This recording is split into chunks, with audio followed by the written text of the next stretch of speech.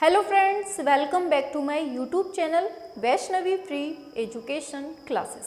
Friends, जैसा आप सभी लोग देख रहे हैं कि आज हम आपको एक बहुत इम्पॉर्टेंट इन्फॉर्मेशन देने जा रहे हैं जिसके बारे में आपको शायद थोड़ी सी कन्फ्यूज़न होती है कि कैसे क्या सिलेबस को कंप्लीट किया जाए, कैसे कहाँ से कौन सा क्वेश्चन पढ़ा जाए, कौन सा टॉपिक इम्पॉर्टेंट है, कैसे क्या रणनीति बनाई जाए और जाने कितनी सारी टेंशन होती हैं आपके दिमाग में कि कहाँ से क्या किया जाए। तो बस इसी सब चीज़ों का सॉल्यूशन लेके आए हैं। आज हम आपके सामने टीजीटी आर्ट का पूरा टोटल एक जगह सिलेबस और आपके कहाँ से क्वेश्चंस कौन से पूछे जाते हैं उसको भी आज हम आपको बताने वाले हैं। ठीक है, तो चलिए क्लास स्टार्ट करते हैं एकदम धुआंधार तरीके से और आपको बता देते हैं कि आज हमें कैसे क्या चीज़ें करनी है। ठीक है, और एक चीज़ और, इसके पहले हमने अभी 2 से 3 दिन पहले हमने आपको आपका जो टीजीटी आर्ट के लिए एलिजिबिलिटी होती है, क्वालिफिकेशन होती है, कैसी क्या आपको प्रोसेस की जाती है, कहाँ से कैसे फॉर्म निकलता है, कैसे क्या चीज़ें होती हैं, उसमें हमारी क्या टेक्निकल आर्ट यूज़ होती है, बीएड और भी जितनी भी ये सब होती है फॉर्म भरने के टाइम पे, वो हमने वीडियो बनाई हुई है, तो आप वहाँ से जाकर देख सकते हैं। ठीक है, तो फिलहाल अभी हम बात करते हैं टीजीटी आर्ट के सिलेबस के बारे में। तो देखिए, हमने बोर्ड में आपको बहुत क्लियरली इन शॉर्ट वे में बहुत क्लियरली बताया हुआ है, बहुत अच्छे से। तो समझिएगा, आपका जो ये टीजीटी आर्ट है, आपका कला सब्जेक्ट है, इसको हम 2 पार्ट में बांटते हैं। पहला आपका भारतीय चित्रकला, दूसरा आपका आता है पाश्चात्य कला। समझिएगा, कला को हम 2 पार्ट में बांट के पढ़ते हैं। ऐसा नहीं है कि अलग है एक ही चीज़, लेकिन हम पार्ट वाइज बांट के पढ़ेंगे तो हमें अच्छे से आसानी होगी समझने में। तो समझिए, पहले हम बांटते हैं इसको भारतीय चित्रकला में, दूसरा हम बांटते हैं पाश्चात्य कला में। ठीक है, अब आपको ये समझना है कि कौन से टॉपिक से कितने क्वेश्चन बनते हैं और कौन सा टॉपिक हमारे लिए बेहद इम्पॉर्टेंट है। तो समझिए, जो आपका ये भारतीय चित्रकला वाला पोर्शन है, इधर से आपके 90% प्रश्न बनते हैं। मतलब आपको जो सबसे ज़्यादा फोकस करना है वो किस में करना है? भारतीय चित्रकला में करना है, जो आपका 90% एग्जाम में कवर करता है। एंड यहाँ पर आपका आता है फिर पाश्चात्य कला। फिर क्या आता है आपका? पाश्चात्य कला, जिसमें आपको 10% कवर करता है आपके एग्जाम में। तो आपको कौन सा टॉपिक सबसे ज़्यादा पढ़ना है, तो इससे थोड़ा सा तो अंदाज़ा लग गया होगा कि भारतीय चित्रकला में आपको 90% एग्जाम में देखने को मिलेगा और वहीं आपका जो पाश्चात्य कला है वो आपको मात्र 10% देखने को मिलेगी। ठीक है, तो पूरा वेटेज रहने वाला है आपका किसका? भारतीय चित्रकला का। लेकिन ऐसा नहीं है कि अगर 90% आ रहा है तो आप उसी पर पूरा झुक जाएं, पाश्चात्य कला को छोड़ दें, ऐसा नहीं है। इसको भी हमें साथ में लेके चलना है, क्योंकि सिलेक्शन कहीं ना कहीं यही दिलाने वाला है।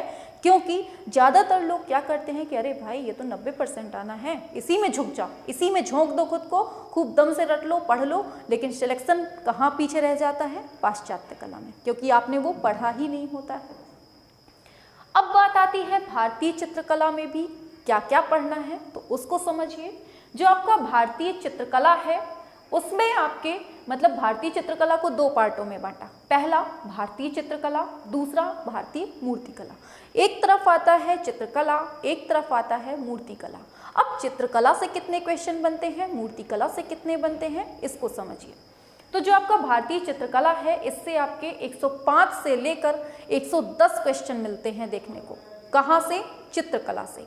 चित्रकला से कितने क्वेश्चन? 105 से लेकर 110 क्वेश्चन देखने को मिलते हैं। ठीक है, ऐसे ही मूर्तिकला है। अब मूर्तिकला से कितने क्वेश्चन बचेंगे? तो आपके 5 से 8 क्वेश्चन आपको देखने को मिलेंगे भारतीय मूर्तिकला से।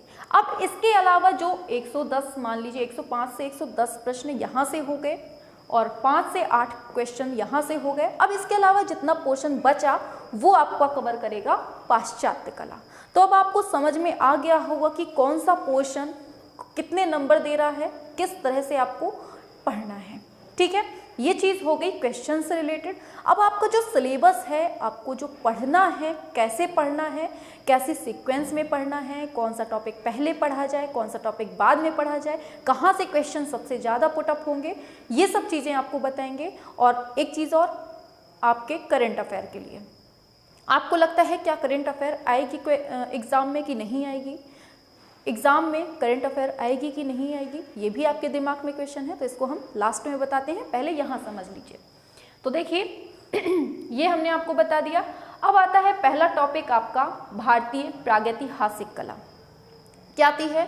भारतीय प्रागैतिहासिक कला। अब इसमें आपको दुनिया भर की चीज़ें पढ़नी हैं, तो इसको आपको बहुत अच्छे से पढ़ना है, पूरा निचोड़ के। सबसे पहले आप एक चीज़ समझ लीजिए कि अगर आपको पूरा टीजीटी सिलेबस आपको कवर करना है अच्छे से, तो कैसे पढ़ना है। अगर आप यहाँ से देखिए, सबसे पहला क्या दिया है? भारतीय प्रागैतिहासिक कला। तो अब आपको भारतीय प्रागैतिहासिक कला के बारे में जहाँ से जितने भी सोर्सेज मिल सके, भारतीय प्रागैतिहासिक कला के बारे में जितना भी मटेरियल मिल सके उसको अच्छे से पढ़ लेना है, बिल्कुल से गहराई से पढ़ लेना है। फिर आपको क्या करना है? इसका प्रैक्टिस सेट सॉल्व करिए। केवल भारतीय प्रागैतिहासिक कला का ही प्रैक्टिस सेट सॉल्व करिए, और जब आप सॉल्व कर लेंगे तब आपके अंदर एक कॉन्फिडेंस आएगा कि हाँ यार मैंने कर लिया। ठीक है, तो ये हो गया पढ़ने का तरीका। आगे चलते हैं, दूसरा टॉपिक है आपका आद्य ऐतिहासिक कला। अब आपको आद्य ऐतिहासिक कला पढ़ना है, ये अलग से मेंशन है, ठीक है, इसलिए इसको भी अच्छे से निचोड़ के पढ़ना है, हर चीज़ को क्लियरली पढ़ना है। आगे चलते हैं, जब आप ये पढ़ लेंगे तो फिर इसके प्रैक्टिस सेट झोंक देना, पढ़ लेना अच्छे से। आगे गुफा चित्रण है, फिर भारतीय लघु चित्रकला है, राजस्थानी शैली है, मुगल शैली, पहाड़ी शैली, दक्षिणी शैली, बंगाल शैली, कला के तत्व आ जाते हैं। जितने भी ये सिलेबस में दिए हुए हैं इनको बिल्कुल से गहराई से निचोड़ लो। जैसे होता नहीं है जो चील होती है पूरा वो निचोड़ के खा लेती है, जो शव होता है उसको बिल्कुल से निचोड़ के खा लेती है, इतना सा दाना भी नहीं बचाती, वैसे ही आपको चील के जैसे बन जाना है और हर टॉपिक के हर एक एक लाइन को रख लेना है और फिर देख लीजिएगा आपका सिलेक्शन कैसे रुकता है। आगे चित्र संयोजन के सिद्धांत दे रहा है, भारतीय चित्रकला के अंग दे रहा है, चित्रकला माध्यम की संपूर्ण विधियां और टेक्निक देता है। फिर भारतीय सौंदर्य शास्त्र, समसामयिक चित्रकार, मोस्ट इंपॉर्टेंट टॉपिक है आपके टीजीटी आर्ट का, मोस्ट इंपॉर्टेंट क्या है? समसामयिक चित्रकार।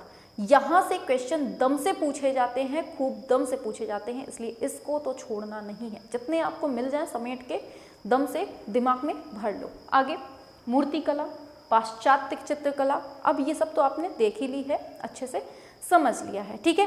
अब बात आती है करंट अफेयर की कि आपको करंट अफेयर पढ़ना है कि नहीं पढ़ना। अब देखिए जैसे आपका एग्ज़ाम जुलाई में होना है, समझिएगा, जैसे आपका एग्ज़ाम जुलाई में होना है तो आपको क्या करना है? जनवरी से लेकर, समझिएगा, जनवरी से लेकर जुलाई के बीच में जितना भी कला के क्षेत्र में हुआ है वो सब पढ़ लेना है, ठीक है। वैसे अभी ये सब चीज़ें आपके करंट अफेयर आपके सिलेबस में मेंशन नहीं है, नहीं आई हुई है, लेकिन आपको फिर भी अपनी जो तैयारी है वो 100 नहीं रखनी है, 101 रखनी है, ठीक है।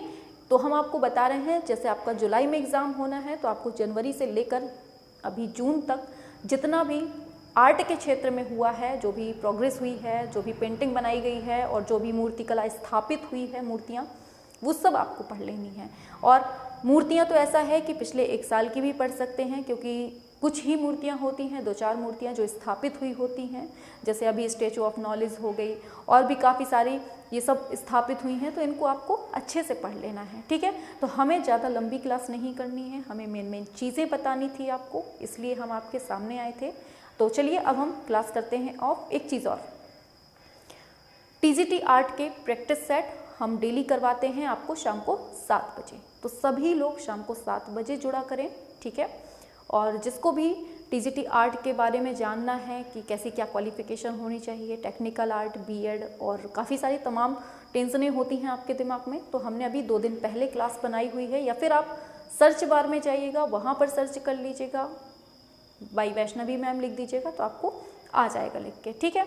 तो चलिए फिर मिलते हैं नेक्स्ट क्लास में। और जो बच्चे चैनल पे नए हो, सब्सक्राइब नहीं किया हुआ है तो फटाफट से कर लेना, ठीक है। चलिए स्क्रीनशॉट लेना हो तो ले लीजिए।